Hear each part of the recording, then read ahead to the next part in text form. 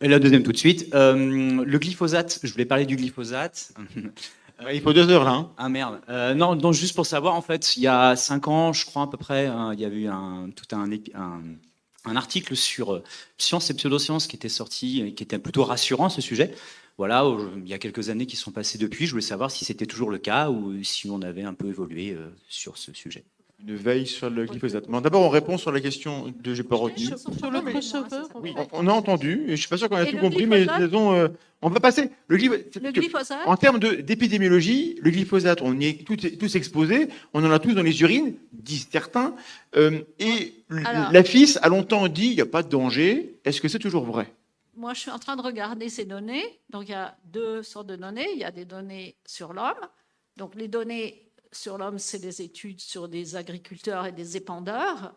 Il y a deux sortes de ces études. Il y a des études dans lesquelles on interroge des épandeurs et des agriculteurs et on les suit. Il y a à peu près 300 000 personnes dans ce cas-là. Et on regarde s'ils ont plus, la suspicion, c'est lymphome non-hodgkinien. Est-ce qu'ils ont plus de lymphome non-hodgkinien, ceux qui ont été exposés au glyphosate, que ceux qui n'ont pas été exposés au glyphosate? Réponse, pas d'augmentation du risque. Le rapport des risques entre les exposés et les non exposés est 0,95. Donc il y a 5% de lymphome en moins chez ceux qui sont manipulés du glyphosate. Ça ne veut pas dire que ça protège. Ça ne veut pas dire que ça protège, mais ça veut dire que ce n'est pas terriblement dangereux. Il y a 300 000 personnes quand même. Il y a des enquêtes cas témoins qui ont des résultats un peu plus cafouilleux, qui donnent peut-être une augmentation du risque de 20%, mais les données sont beaucoup moins fiables parce qu'on interroge des gens qui ont des lymphomes et des témoins qui n'ont pas de lymphome sur leur exposition antérieure. Et évidemment, si vous avez un lymphome, vous allez plus vous rappeler que vous avez manipulé une fois du glyphosate il y a 15 ans. Donc, c'est moins fiable. Donc, globalement, ces données ne sont pas du tout convaincantes. Pour les données, l'expérimentation animale, j'ai regardé ce qu'il y avait dans le rapport de la European Food Safety Authority, j'ai regardé ce qu'il y avait dans le rapport de la FDA, j'ai regardé ce qu'il y avait comme publication. Il y a à peu près une douzaine de mémoires d'études sur la souris et le rat. Elles sont toutes à peu près pareilles. Il y a 4 groupes de doses, dont la groupe 0. Dans chaque groupe de doses, il y a 50 rats mâles et 50 rats femelles, ou 50 souris mâles et 50 souris femelles. Dans les 12 études, il y a un certain nombre d'études chez le rat et d'autres chez la souris. Si on regarde chaque étude, alors le principe, c'est on les expose au glyphosate, soit dans l'eau, soit dans la nourriture. Le plus souvent dans la nourriture, pendant, en général, 2 ans, quelquefois 18 mois seulement. Il y en a qui meurent en cours de route. On les coupe en rondelles, on les examine au microscope et on regarde ce qu'elles ont comme tumeur. Ah bah vous avez les détails, hein, là, on vous est parlé de rien. À la fin, au bout des 2 ans ou des 18 mois, on trucide tout le monde, on les coupe en rondelles et on les examine au microscope. Voilà, c'est comme ça. Les données, c'est comme ça. Vous avez 400 souris ou rats, 200 mâles, 200 femelles, 4 groupes machin.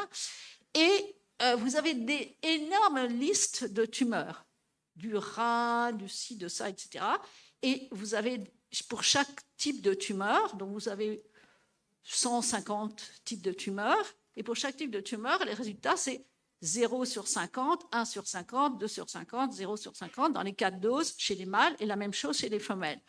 Qu'est-ce que fait European Food Safety Authority?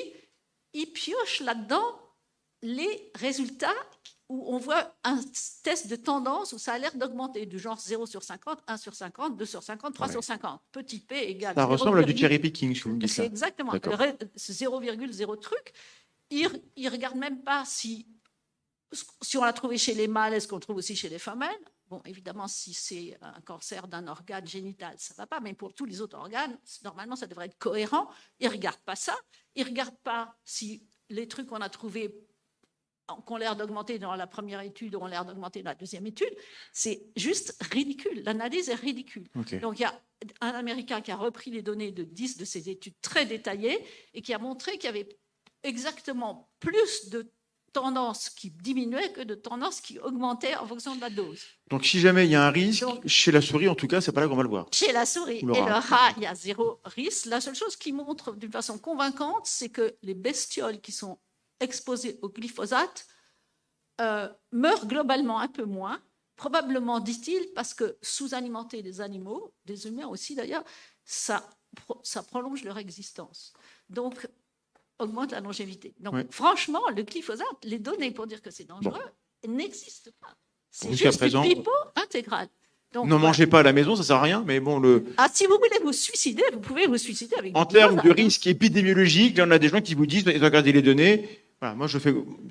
Faites ce que vous voulez. Hein. On n'est pas là pour vous dire ce qui est vrai et ce qui est faux, mais vous avez la chance. Mais si vous voulez le manipuler du glyphosate, ne faites pas comme on faisait certainement il y a 10 ou 15 ans avec d'autres pesticides, le transvaser dans des locaux fermés. Globalement, c'est un métier. Faites pas ça chez vous. Ne vous en fichez pas partout. Okay.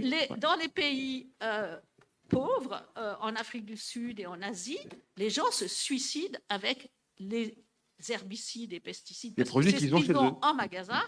Et on peut se suicider avec du glyphosate. Donc on ne peut pas dire non plus que c'est totalement inoffensif, ça dépend de la dose. D'accord. Mais là, il faut que je passe à la dernière question, parce qu'après, la vraie, c'est fini, il n'y a plus le temps.